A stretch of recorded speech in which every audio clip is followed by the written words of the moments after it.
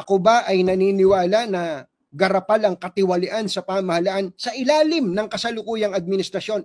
I-quote niyo po ako dito. Ako ay naniniwala na garapal ang katiwalian sa pamahalaan sa ilalim ni Pangulong Bongbong Marcos ngayon. Sasabihin ko po sa inyo yan. Garapal. Kaya, kung meron man pong dapat na umaksyon dito, dapat si Pangulong Bongbong Marcos.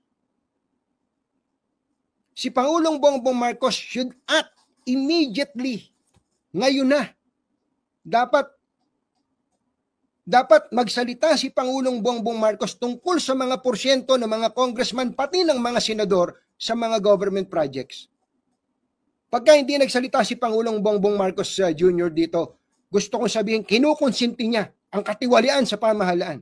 Pero ngayon po, garapal po ang katiwalian sa pamahalaan. Garapal ang katiwalian sa pamahalaan. And if the President does not lift a finger, ibig sabihin, kinukonsinti niya ang katiwalian sa pamahalaan. Yan po yung sinasabi natin.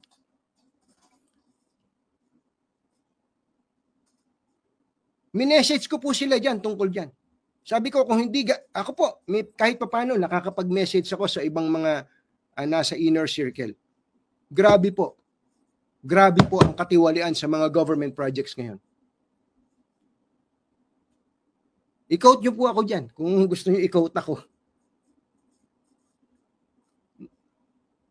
Sa totoo po, ito hamon sa Pangulo. Hamon sa Pangulo, dapat gawin niya. Pero, that does not give the Vice President the license to do what she wants to do. Yung mga pinagsasasabi niya na to, ugali ba ng nasa katinuan yan? Ugali ba? Hindi ugali ng mataas na opisyal ng pamahalaan yan. Hindi po, opo.